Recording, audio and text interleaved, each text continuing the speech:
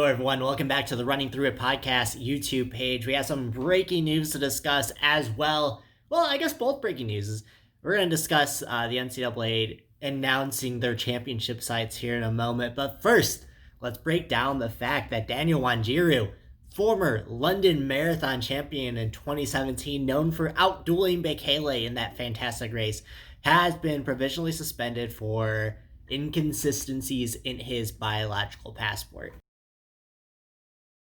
Just to kind of give a background on what a biological passport is. So the biological passport is essentially, as you get tested over the years, they establish a baseline and every test is kind of compared to those baseline numbers.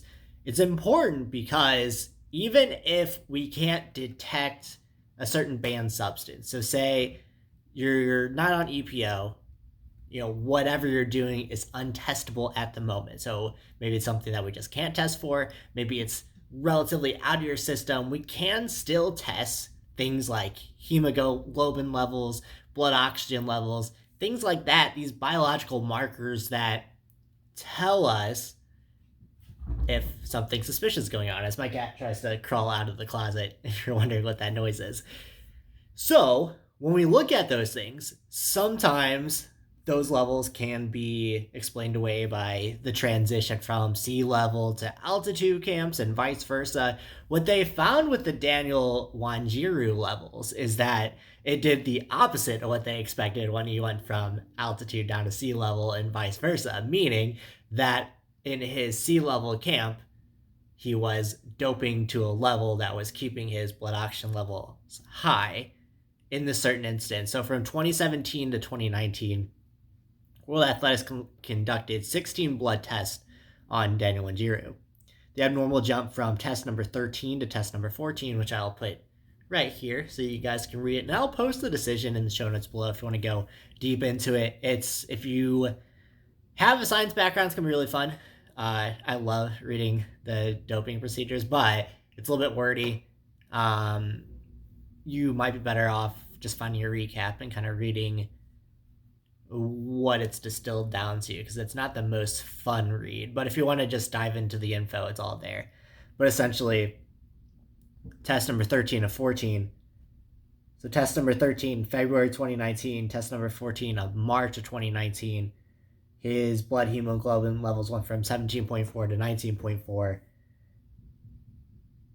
which is what tipped off the testers, because at that point, I believe he was going from altitude to sea level, and just that jump in itself was inconsistent to just his travel schedule and what the testing had been before, where if you look, his levels are relatively steady. They go from 16 to 17.5, and then to all of a sudden have this jump to 19.4, and then the subsequent jumps in the subsequent months, it goes back down to 16.4.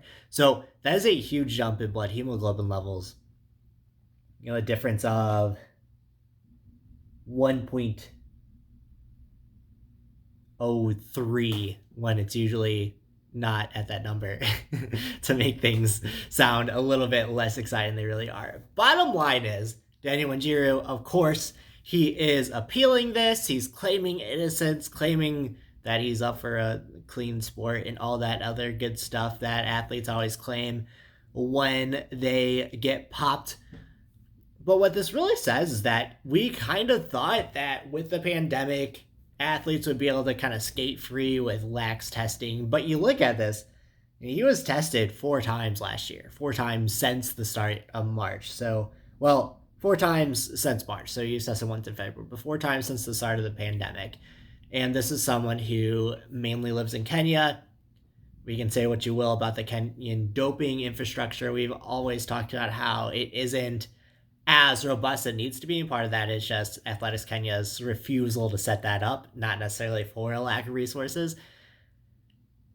But what we're seeing is Daniel Wanjiro was tested a ton. That's why you catch those numbers, and that's why the biological passport system is so important. We saw that with Wilson Kipsang being caught positive as well during this pandemic time, that I think we're seeing a lot more positive numbers than we really thought we would going forward.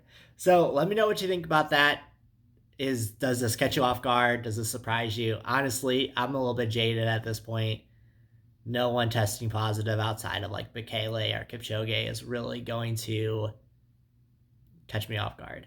I don't know. It's just the caliber of athlete that's tested positive in the past, the caliber of athlete that we see test positive that, ever since Lance Armstrong, it's like anyone can. And no period of negative tests is ever going to kind of be able to soften that blow. And then kind of going through what we went through with the Nike Oregon project, Galen ended up having his legacy kind of tarnished from everything that they were involved in. Nothing is going to surprise me, which kind of sucks. I hate being as jaded as I am towards the sport and towards doping in general. Moving on to some other news and notes of the day. NCAA announced today that their championship sites going forward. So really cool, really important things. New Hayward Field is going to host 3 out of the next 4 national championships, with Austin, Texas being the next one. 4 out of the 5. So next year, Austin, Texas, if everything's back to normal, if we have an outdoor championships, it'll be at Austin, Texas.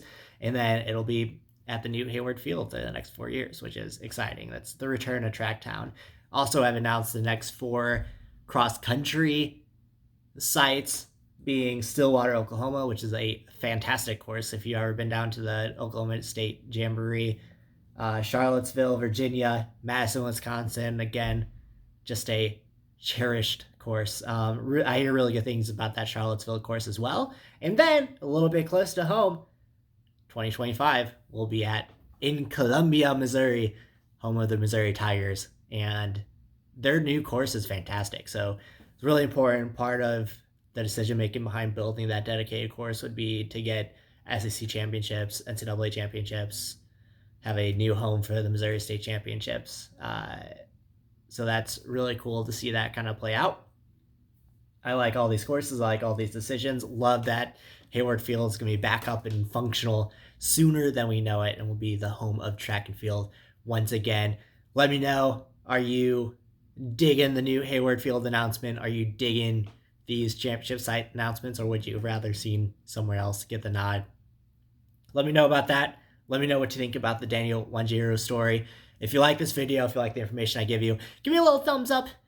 Subscribe if you want more videos and more info on the podcast. I also launched a new Patreon, which I'll link down below. I'm releasing my first Patreon-only newsletter today.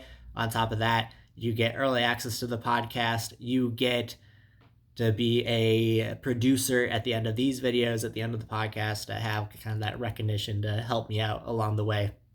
So, thanks so much for watching. Hope you enjoyed what I have to say.